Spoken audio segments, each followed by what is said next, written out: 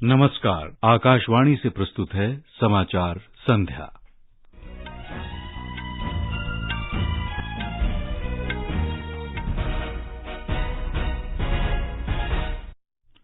मुख्य समाचार। राष्ट्रपति रामनाथ कोविंद ने नागपुर में भारतीय प्रबंधन संस्थान के नए स्थायी परिसर का उद्घाटन किया। उन्होंने कहा, आईआईएम नागपुर छात्रों में रोजगार सृजक बनने की सोच को बढ़ावा देगा। उपराष्ट्रपति एम वेंकैया नायडू ने साइबर अपराधों, आर्थिक अपराधों और ऑनलाइन धोखाधड़ी से प्रभावी ढंग से निपटने के लिए पुलिसकर्मियों के कौशल को और उन्नत करने की आवश्यकता पर जोर दिया। मध्य प्रदेश सरकार ने लाडली लक्ष्मी योजना के दूसरे चरण का शुभारंभ किया। गृहमंत्री अमित शाह कल असम में कई विकास योजनाओं का शुभारंभ करेंगे। जम्मू कश्मीर के कुलगाम जिले में सुरक्षा बलों के साथ मुठभेड़ में 2 आतंकवादी मारे गए। मौसम विभाग ने मंगलवार से ओडिशा और आंध्र प्रदेश के तटीय क्षेत्रों में तेज बारिश की संभावना जताई है। थाईलैंड में थॉमस और उबेर कप के पहले दिन भारत की पुरुष टीम ने जर्मनी को 5-0 से किया पराजित। भारतीय महिला टीम का कनाडा से मुकाबला है जारी। और टेनिस में अलेक्जेंडर ज़्वेरेव आज रात मैड्रिड ओपन के पुरुष एकल फाइनल में कार्लोस अल्काराज से भिड़ेंगे। और आईपीएल क्रिकेट में रॉयल चैलेंजर्स बैंगलोर ने सनराइजर्स हैदराबाद को 67 रन से हरा दिया है। दिल्ली कैपिटल्स और चेन्नई सुपर किंग्स के बीच कड़ा मुकाबला जारी। समाचार संध्या के साथ मैं हूं मुनीश शर्मा, अपनी सहयोगी जागृति शर्मा के साथ। समाचार विस्तार से। राष्ट्रपति रामनाथ कोविंद ने भारतीय प्रबंध संस्थान आईआईएम नागपुर की क्षेत्रीय नवाचार आयोजक की भूमिका की सराहना की है। उन्होंने कहा कि ये एक व्यवसाय उद्भव केंद्र के तौर पर काम करेगा।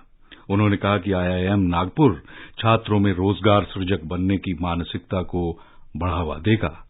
श्री कोविंद ने कहा कि ये उद्योगों को आत्मनिर्भर भारत के सपने को साकार करने में भी सहयोग करेगा। राष्ट्रपति ने आज नागपुर में संस्थान के विस्तारित परिसर का उद्घाटन करने के अवसर पर कहा कि ये संस्थान नवाचार और उद्यमिता की सेवाएं प्रदान करेगा। We are living in an era where innovation and entrepreneurship are appreciated and encouraged. The stories of various unicorns or startups which have been slated to be worth more than 1 billion have scripted new history. It has opened new avenues as new sectors are coming under the loop of business enterprises.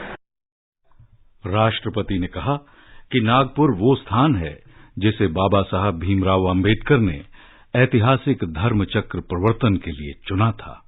This institute is also blessed to be in the land of Nagpur. The city of Nagpur, as we all know, is famous for being the place which was chosen by Baba Saheb Dr. Bhimrao Ambedkar, the architect of the Indian Constitution, for his Diksha Sthal. The land of Maharashtra has always been a vibrant social, economic and political center.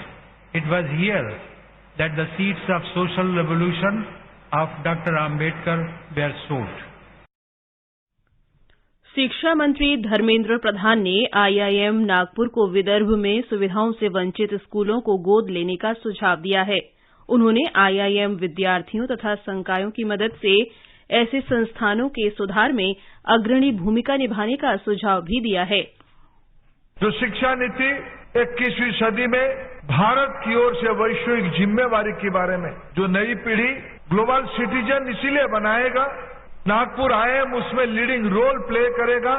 आज भारत की ज्ञान आधारित अर्थनीति केवल भारत के लिए सीमित नहीं है, दुनिया की इमर्जिंग इकोनॉमी के लिए, डेवलपिंग इकोनॉमी विशेष करके कोरोना के उपरांत भारत की ओर बड़े आशा के साथ देख रहे हैं, भारत कैसे हमारी बारे में भी चिंता कर रहा है। इसलिए नागपुर आईआईएम की जिम्मेवारी और बढ़ जाती है। वर्तमान में डॉक्टर भीमराय मैत्री के निर्देशन में आईआईएम नागपुर अपने ऑन कैंपस स्नातकोत्तर कार्यक्रमों और विभिन्न ऑनलाइन प्रमाण पत्र कार्यक्रमों के साथ 668 विद्यार्थियों को प्रबंधन शिक्षा प्रदान कर रहा है। उपराष्ट्रपति एम वेंकैया नायडू ने साइबर अपराधों, आर्थिक अपराधों और ऑनलाइन धोखाधड़ी से प्रभावी ढंग से निपटने के लिए पुलिसकर्मियों के कौशल को उन्नत करने की आवश्यकता पर बल दिया है।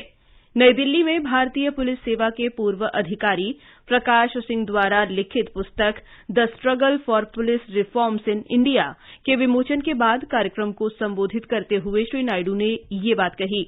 उन्होंने पुलिसकर्मियों से आम आदमी के प्रति विनम्र रहने का आग्रह किया। श्री नायडू ने कहा कि पुलिस सुधार लाने के लिए केंद्र और राज्यों को मिलकर काम करना चाहिए। Judicial delay also is causing problem. So judiciary also must introspect. Whatever the government has to do, government has to do it. But at the same time, the people there who are there to give, they should also act in a more responsible manner. And the legislatures also, they have to perform and they have to discuss, debate and decide. But often disruption is taking place. केंद्र ने राजद्रोह कानून को सही ठहराया है और उच्चतम न्यायालय से इस कानून को चुनौती देने वाली याचिकाओं को खारिज करने का अनुरोध किया है। प्रधान न्यायाधीश एनवी रमणा की अध्यक्षता वाली 3 सदस्यों की पीठ राजद्रोह कानून की संवैधानिक वैधता को चुनौती देने वाली याचिकाओं पर सुनवाई कर रही है। पीठ में न्यायमूर्ति सूर्यकांत और हिमा कोहली भी शामिल हैं। न्यायालय में दाखिल अपने शपथ पत्र में केंद्र ने कहा है कि 3 न्यायाधीशों की पीठ राजद्रोह कानून की वैधता की समीक्षा नहीं कर सकती और ये मामला बड़ी पीठ को सौंपा जाना चाहिए। उच्चतम न्यायालय इस मामले में मंगलवार को फिर सुनवाई करेगा। गृहमंत्री अमित शाह असम के 3 दिन के दौरे पर आज रात गुवाहाटी पहुंच रहे हैं। गृहमंत्री कल दक्षिण सलमारा मनकाचर जिले का दौरा करेंगे। वो सहपारा में भारत बांग्लादेश सीमा का निरीक्षण करेंगे और सीमा सुरक्षा बल के अधिकारियों के साथ सीमा संबंधी मुद्दों पर एक बैठक की अध्यक्षता भी करेंगे। शाम को श्री शाह गुवाहाटी मेडिकल कॉलेज और अस्पताल तथा राष्ट्रीय अपराध विज्ञान विश्वविद्यालय के 300 बिस्तरों वाली सुपर स्पेशलिटी यूनिट का उद्घाटन करेंगे। असम में ऑल आदिवासी नेशनल लिबरेशन आर्मी के 13 उग्रवादियों ने आज कार्बी आंगलोंग जिले के बोकाजान पुलिस थाने में हथियारों समेत आत्मसमर्पण कर दिया। इन उग्रवादियों ने असम पुलिस और असम राइफल्स के समक्ष समर्पण किया है। केंद्र शासित प्रदेश जम्मू कश्मीर में दक्षिण कश्मीर के कुलगाम जिले के देवसर इलाके में सुरक्षा बलों ने एक मुठभेड़ में 2 आतंकियों को मार गिराया है। मारे गए आतंकवादी में से एक की पहचान हैदर के रूप में की गई है। ये पाकिस्तानी है और प्रतिबंधित लश्कर-ए-तैयबा आतंकवादी संगठन से जुड़ा है। आतंकवादियों के पास से हथियार, गोला बारूद और अन्य आपत्तिजनक सामग्री बरामद की गई है। श्रीनगर के पुलिस महानिरीक्षक विजय कुमार ने आकाशवाणी से विशेष बातचीत में बताया कि मुठभेड़ में 2 आतंकी मारे गए। कल रात में एसएसपी कुलगांव के खबर मिला था कि उस विलेज में 2 लश्कर तैयबा के टेररिस्ट छिपे हुए। पुलिस सिक्योरिटी फोर्स मिलकर कॉर्डन डाला। कॉर्डन डालने के बाद जब सर्च शुरू हुई अंदर से फायरिंग आ गया। क्योंकि बिल्डिंग डबल स्टोरी था और हम लोग कोलोरेटेड डैमेज से बचा रहे थे लोगों को, इसमें थोड़ा डिले हुआ है। लेकिन सबसे बड़ी बात है कि दोनों टेररिस्ट ऐसा मारा गया जो कि हमारे टॉप लिस्ट में थे और सिविलियन किलिंग में काफी इन्वॉल्व था। एक AK-47 मिला है, एक पिस्टल मिला, 1.5 सारा ग्रेनेड मिला है। जम्मू कश्मीर की राज्य अन्वेषण एजेंसी SIA ने फर्जी सिम कार्ड और आतंकवादियों द्वारा इनके दुरुपयोग पर रोक लगाने के लिए कश्मीर घाटी में 19 ठिकानों पर तलाशी ली है। हाल के समय में राज्य में आतंकवादियों, उनके सहयोगियों, मादक पदार्थों के तस्करों और अन्य अपराधियों द्वारा सिम के दुरुपयोग के मामले बढ़ गए हैं। केंद्र शासित प्रदेश जम्मू कश्मीर के दक्षिणी शोपियां जिले में विभिन्न मोर्चों पर तेजी से विकास हुआ है। शोपियां के जिला मजिस्ट्रेट ने आकाशवाणी समाचार को बताया कि पिछले 2 वर्षों के दौरान बिजली और पेयजल आपूर्ति सेवाओं में सुधार हुआ है। ग्रामीण तथा सुदूर क्षेत्रों में सड़कों के निर्माण से जिले में बदलाव नजर आने लगा है। उन्होंने बताया कि जिला प्रशासन ने विभिन्न केंद्र प्रायोजित योजनाओं को लागू किया है। इनमें प्रधानमंत्री किसान, मृदा स्वास्थ्य कार्ड और किसान क्रेडिट कार्ड योजनाएं शामिल हैं।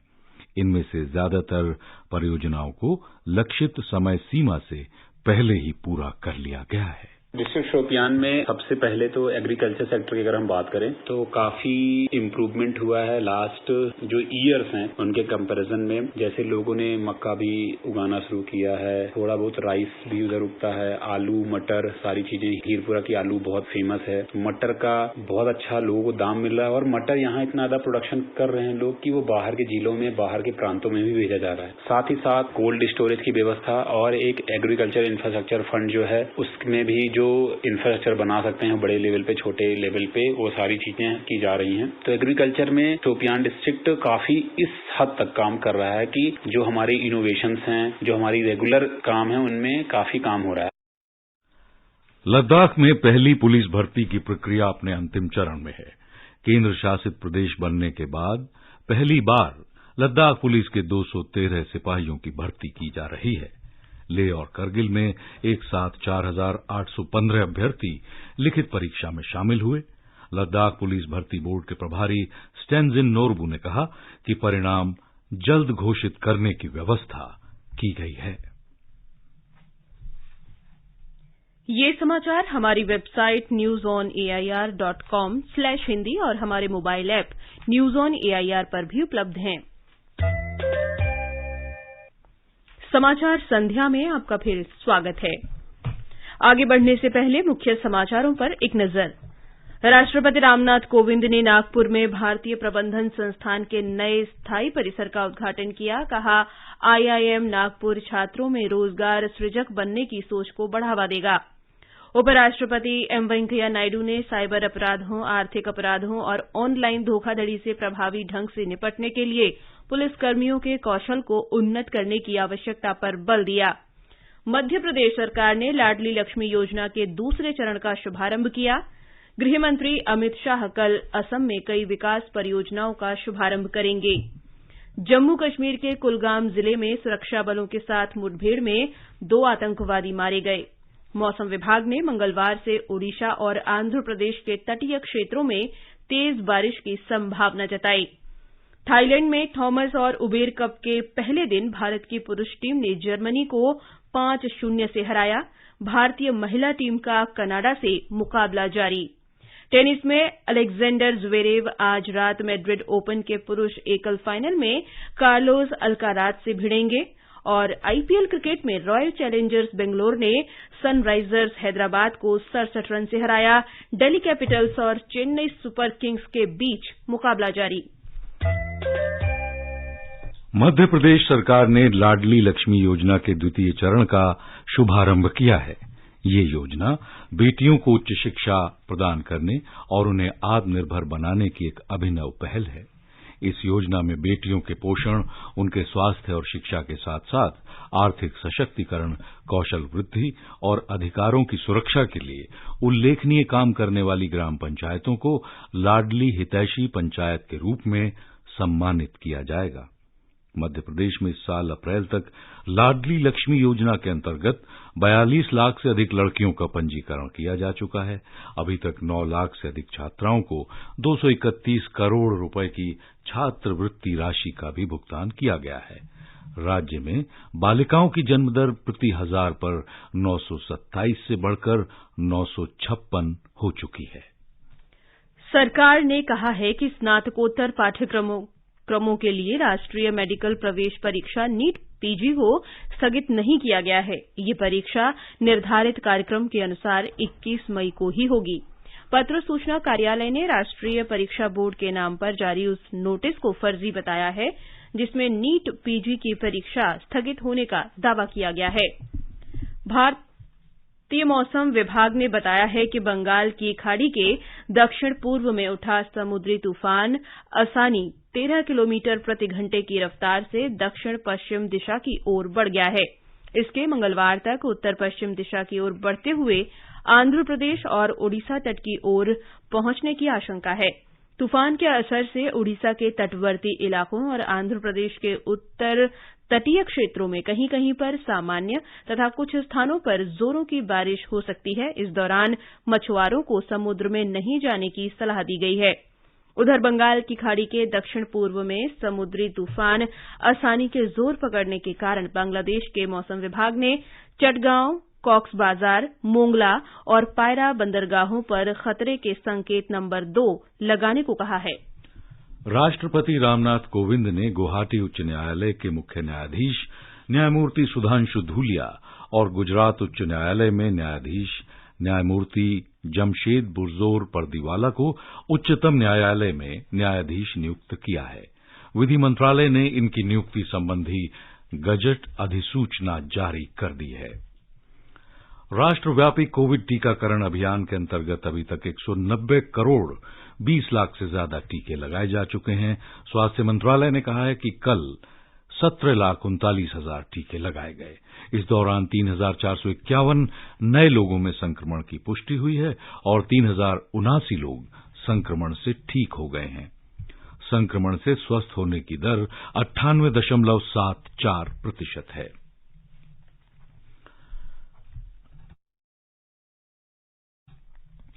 भारतीय नौसेना के फर्स्ट ट्रेनिंग स्क्वाड्रन के जहाज 5 देशों में विदेशी तैनाती के हिस्से के रूप में इन दिनों सऊदी अरब के जद्दाह में हैं। स्क्वाड्रन के senior officer captain Aftab Ahmed Khan ने रॉयल सऊदी नेवल फोर्सेज के western fleet commander rear admiral Yahya bin Mohammed Al Asiri से मुलाकात की। मुलाकात के दौरान दोनों ही देशों के बीच द्विपक्षीय नौसैनिक सहयोग और प्रशिक्षण से जुड़े मुद्दों पर चर्चा की गई। केंद्रीय युवा कार्य और खेल मंत्री अनुराग सिंह ठाकुर ने कहा है कि हिमाचल प्रदेश में प्रतिभा की कोई कमी नहीं है और राज्य को खेलों में अग्रणी बनाने के लिए हर संभव प्रयास किए जा रहे हैं। उन्होंने कहा कि प्रत्येक राज्य में राष्ट्रीय उत्कृष्टता केंद्र स्थापित किए जा रहे हैं। श्री ठाकुर आज सिरमौर जिले के माजरा में एस्ट्रो टर्फ वाले हॉकी मैदान के शिलान्यास के अवसर पर जनसभा को संबोधित कर रहे थे।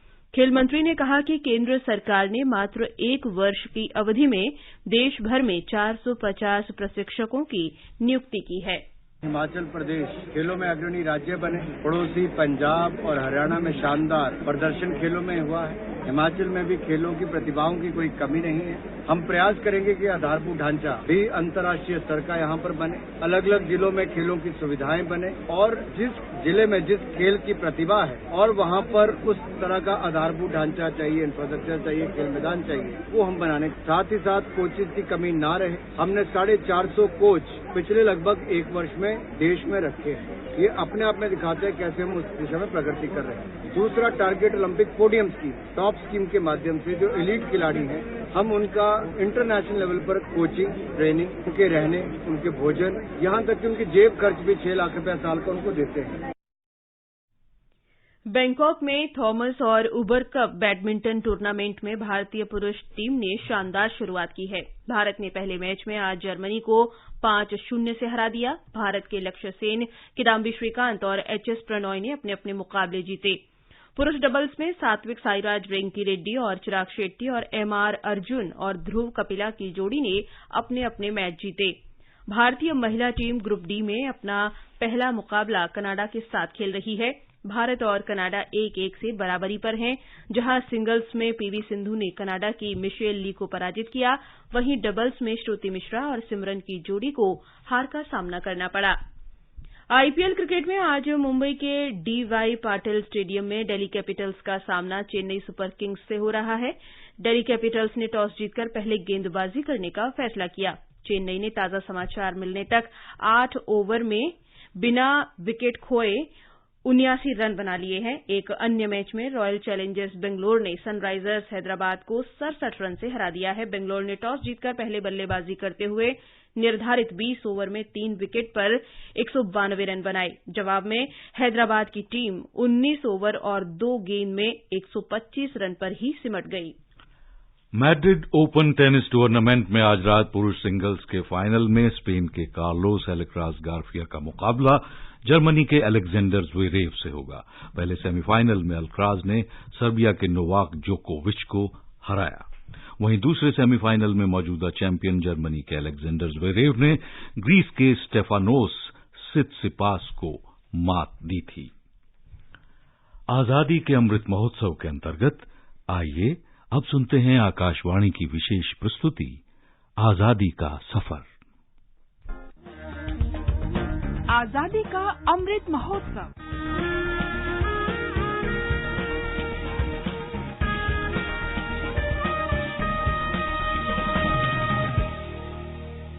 आजादी का सफर, आकाशवाणी समाचार के साथ एक राष्ट्र का उदय।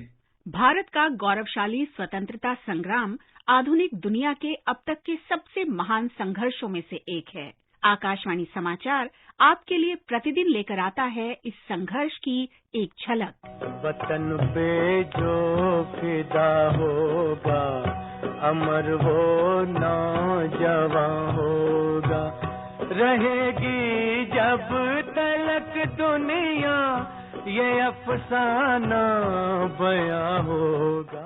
आज हम अवध बिहारी को याद करते हैं। उन्होंने पंजाब और उत्तर प्रदेश में क्रांतिकारी गतिविधियों में भाग लिया। अवध बिहारी रास बिहारी बोस के संपर्क में आए और 23 दिसंबर 1912 को वायसराय हार्डिंग पर बम फेंकने की साजिश में शामिल हुए। उन्होंने 17 मई 1913 को लाहौर के लॉरेंस गार्डन में बम विस्फोट में भी प्रमुख भूमिका निभाई। इसके अलावा वो जनता के बीच राष्ट्रवादी भावनाओं को जगाने के लिए लिबर्टी नाम के पर्चों को लिखने और प्रकाशित करने में भी सक्रिय रूप से शामिल थे। उन्हें फरवरी 1914 में गिरफ्तार कर लिया गया। अवध बिहारी पर वायसराय हार्डिंग की हत्या की साजिश रचने और लाहौर के लॉरेंस गार्डन में बम विस्फोट करने का आरोप लगाया गया था। 8 मई 1915 को उन्हें दिल्ली सेंट्रल जेल में फांसी पर लटका दिया गया। आकाशवाणी समाचार देश के वीर सपूत अवध बिहारी को नमन करता है।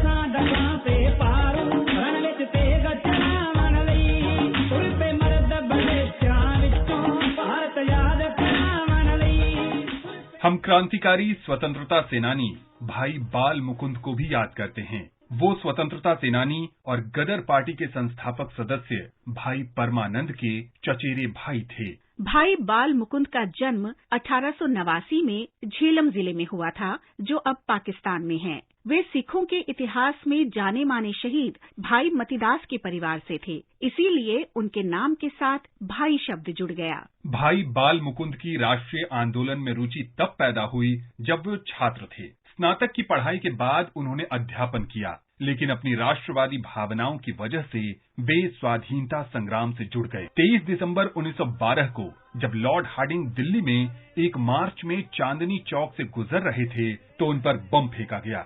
वायसराय को केवल मामूली चोटें आईं, लेकिन उनके परिचारक की मौत हो गई। 5 महीने बाद 17 मई 1913 को लाहौर के लॉरेंस गार्डन में कुछ यूरोपीय लोगों पर भी एक और बम फेंका गया। जांच के बाद भाई बाल मुकुंद को जोधपुर से गिरफ्तार किया गया।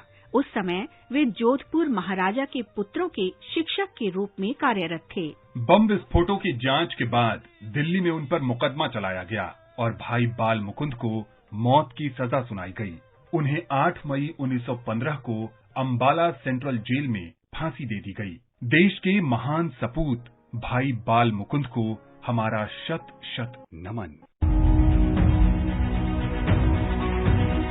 हम आज स्वाधीनता सेनानी और लेखक रमेश चंद्र झा को भी स्मरण कर रहे हैं। उनका जन्म 8 मई 1928 को बिहार के मोतिहारी में हुआ था। उन्होंने कविताएं, गजलें, कहानियां और उपन्यास लिखे। उनके लेखन में देशभक्ति की भावना भरी है, जिसने लोगों को अंग्रेजों से लड़ाई के लिए प्रेरित किया। रमेश चंद्र झा के पिता लक्ष्मी नारायण झा जाने माने देशभक्त और स्वाधीनता सेनानी थे, जिन्हें अंग्रेजों ने कई बार गिरफ्तार किया था। लक्ष्मी नारायण झा तब भी गिरफ्तार किए गए थे जब महात्मा गांधी सत्याग्रह के लिए चंपारण आए थे। रमेश चंद्र विद्यार्थी नेता बन गए और अंग्रेजों के विरुद्ध प्रदर्शन करने के कारण स्कूल से बर्खास्त कर दिए गए। 1942 में भारत छोड़ो आंदोलन में सक्रिय भागीदारी के लिए उन्हें जेल भेजा गया। कैद में रमेश चंद्र ने भारतीय साहित्य की पढ़ाई की और इस प्रकार स्वाधीनता के बाद कविताएं, गजलें और उपन्यास लिखने लगे। उनकी प्रमुख पुस्तकों में भारत देश हमारा, जय भारत जय गांधी, जवान जागते रहो और चलो दिल्ली शामिल हैं। उनका उपन्यास अपने और सपने चंपारण की समृद्ध साहित्यिक विरासत की कहानी है। 7 अप्रैल 1994 को रमेश चंद्र झा का निधन हो गया। इस महान राष्ट्रवादी लेखक को नमन।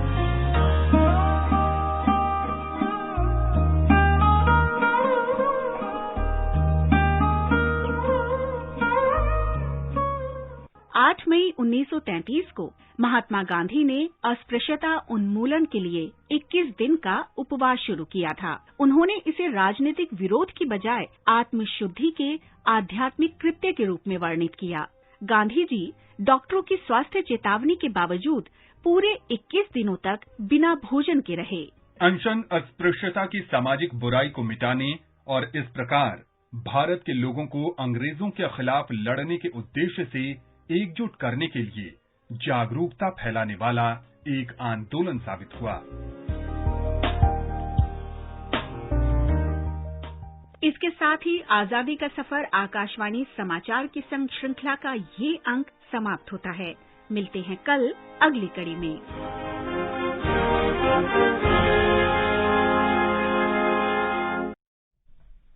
ये समाचार आकाशवाणी से प्रसारित किए जा रहे हैं। ताजा समाचार जानने के लिए आप हमारे Twitter handle @AIR News Hindi को फॉलो कर सकते हैं। मदर्स डे के अवसर पर आज चीन की राजधानी पेइचिंग में भारतीय दूतावास में विशेष योग सत्र का आयोजन किया गया। हमारे संवाददाता ने बताया है कि इसमें विभिन्न देशों के दूतावासों और चीन के योग प्रशिक्षकों ने उत्साहपूर्वक भाग लिया। भारतीय संस्कृति में मां का एक विशेष स्थान है। इसे योग सत्र के साथ मनाने का विचार सभी माताओं को नमन करना है, जो न केवल अपने परिवारों के लिए बल्कि पूरे समाज के लिए प्रेरणा और मूल्यों का स्रोत बनी हुई हैं। माताओं के लिए योग का एक विशेष महत्व है। सत्र का संचालन बीजिंग स्थित भारतीय योग शिक्षक आशीष बहुगुणा ने किया।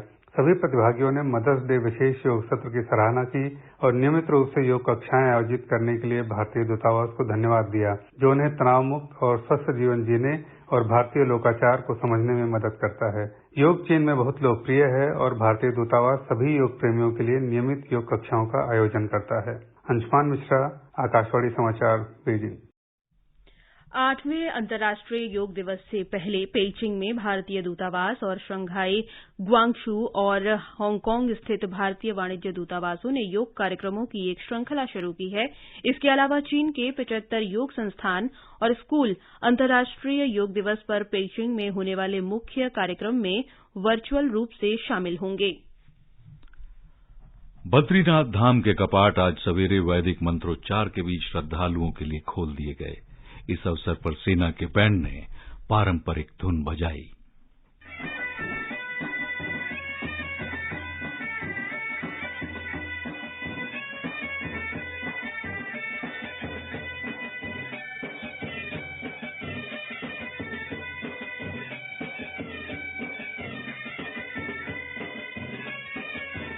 उत्तराखंड के चमोली जिले में स्थित बद्रीनाथ मंदिर भगवान विष्णु को समर्पित है। कपाट खोलने से पहले मंदिर की भव्य सजावट की गई थी। इससे पहले केदारनाथ धाम के कपाट शुक्रवार को ही खोल दिए गए थे। इस वर्ष बड़ी संख्या में भक्तों के चार धाम आने की संभावना है, क्योंकि 2019 के बाद पहला मौका है जब कोविड प्रतिबंधों के बगैर ये यात्रा शुरू हुई। और अंत में मुख्य समाचार एक बार फिर। राष्ट्रपति रामनाथ कोविंद ने नागपुर में भारतीय प्रबंधन संस्थान के नए स्थायी परिसर का उद्घाटन किया। कहा, IIM नागपुर छात्रों में रोजगार सृजक बनने की सोच को बढ़ावा देगा। उपराष्ट्रपति वेंकैया नायडू ने साइबर अपराधों, आर्थिक अपराधों और ऑनलाइन धोखाधड़ी से प्रभावी ढंग से निपटने के लिए पुलिसकर्मियों के कौशल को और उन्नत बनाने की आवश्यकता पर जोर दिया। मध्य प्रदेश सरकार ने लाडली लक्ष्मी योजना के दूसरे चरण का शुभारंभ किया। गृह मंत्री अमित शाह कल असम में कई विकास परियोजनाओं का शुभारंभ करेंगे। जम्मू कश्मीर के कुलगाम जिले में सुरक्षा बलों के साथ मुठभेड़ में 2 आतंकवादी मारे गए। मौसम विभाग ने मंगलवार से ओडिशा और आंध्र प्रदेश के तटीय क्षेत्रों में तेज बारिश की संभावना जताई है। थाईलैंड में थॉमस और उबेर कप के पहले दिन भारत की पुरुष टीम ने जर्मनी को 5-0 से हराया। भारतीय महिला टीम का कनाडा से मुकाबला जारी। टेनिस में अलेक्जेंडर ज्वेरेव आज रात मैड्रिड ओपन के पुरुष एकल फाइनल में कार्लोस अल्काराज से भिड़ेंगे। और इसके साथ ही समाचार समाप्त हुए।